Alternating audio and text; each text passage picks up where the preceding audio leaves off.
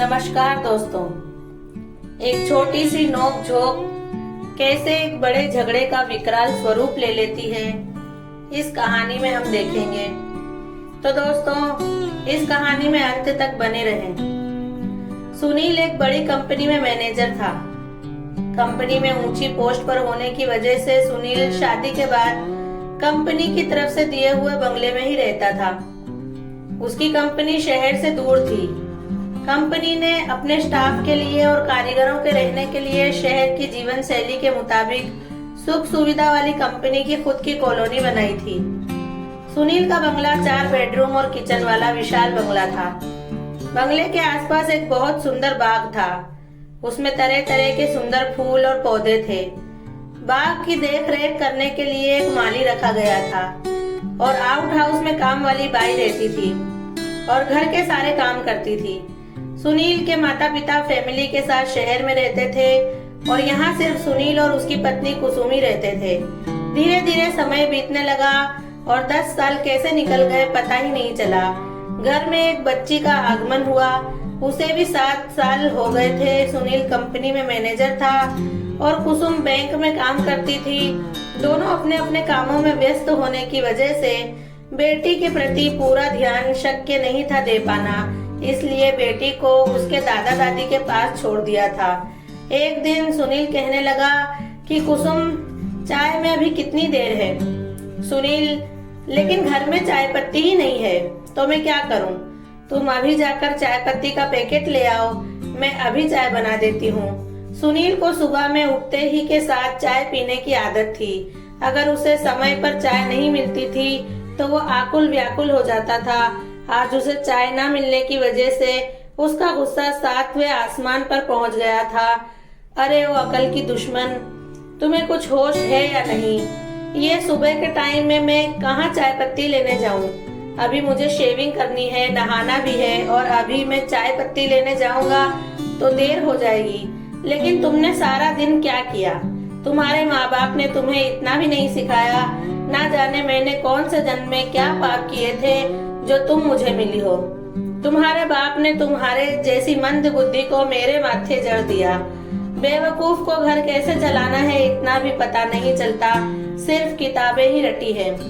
बस अब तो तू ताश से बातें होने लगी। फिर क्या था, दोनों आमने सामने एक दूसरे पर आक्षेप लगाते हुए एक दूसरे के माँ बाप को भी अपने झगड़े में घसीट लिया और देखते ही देखते छोटी सी बात कितने भयानक झगड़े के दावानल में बदल गई।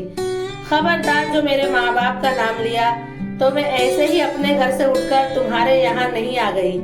तुम बारात लेकर गाते बजाते मेरे बाप के घर शादी करने के लिए आए थे, क्या तुम वो भूल गए हो?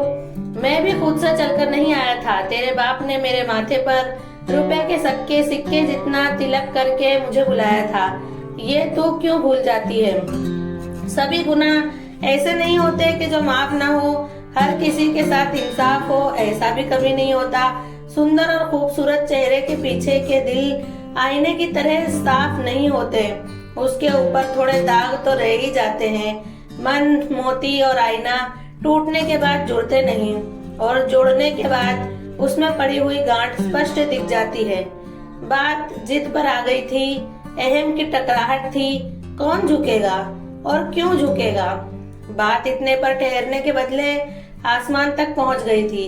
किसी ने सच ही कहा है कि जिद अकड़ तो सबके अंदर होती है, लेकिन जिसमें रिश्तों को बचाने की फिक्र होती है वो झुक जाता है। इधर कुसुम ने भी तय कर लिया था कि इन्हें अब बता ही देना है कि औरत बिना का जीवन कैसा होता है। कुसुम ने पक्का इरादा कर लिया था कि कुछ भी हो जाए, लेकिन किसी भी संजोग में मुझे अब इस इंसान के साथ नहीं रहना है। और उसको बाद में कुसुम ने सुनील का घर छोड़कर अपने पिता के घर की तरफ का रास्ता पकड़ा। मुकेश जी सुबह में झूले पर बैठे बैठे चाय पीते पीते अखबार पढ़ रहे थे। अर्चना जी रसोई में सब्जी काटकर दोपहर की सब्जी बनाने की तैयारी कर रही थी। बेटी कुसुम के एकाएक अचानक आने से माता पिता चिंता में पड़ गए।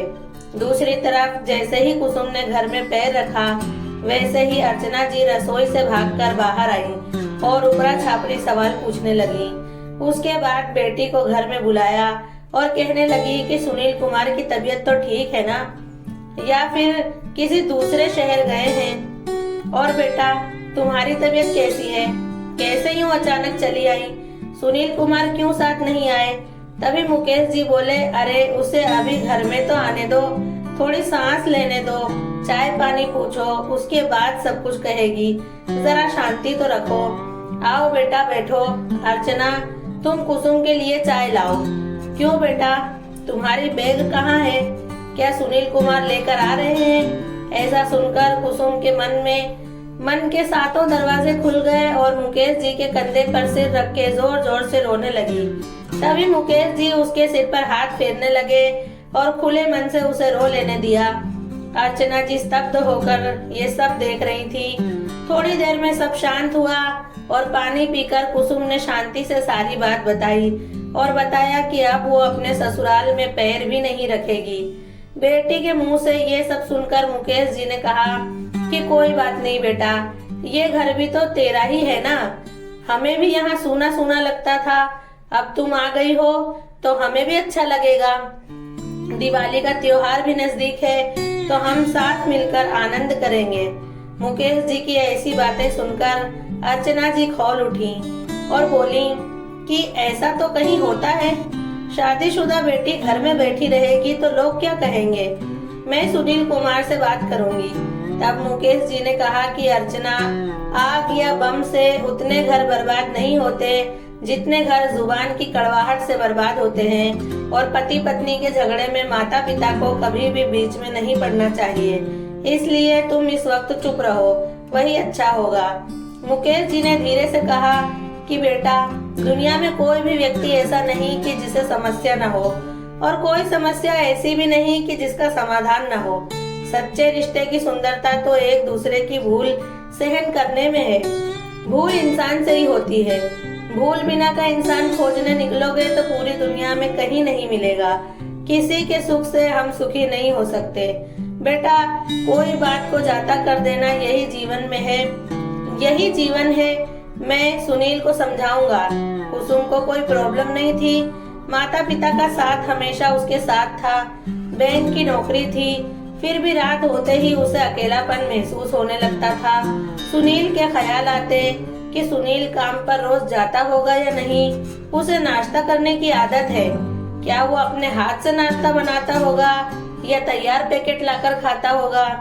पापा रिटायर्ड है, पेंशन पर घर चलता है, पेंशन के बिना आमदनी का कोई दूसरा रास्ता नहीं है, और मेरे पैसे लेने से पापा इनकार करते हैं और ऐसा कहते हैं कि बेटी का पैसा खाकर हमें नर्क में नहीं जाना है। ऐसी स्थिति में माता पिता के यहाँ कब तक रहूंगी? इस तरह से कुसुम मन ही मन में मुरझा रही थी। उधर सुनील के दोस्त भी अब मश्करी करने लगे थे कि अरे मियाँ मान जाओ, बहुत गुस्सा ठीक नहीं होता। मुकेश जी ने भी फोन करके सुनील से बात की और उसे समझाया कि सुनील कुमार, सच्चे रिश्ते की सुंदरता तो एक दूसरे की भूल को सहन करने में ही है।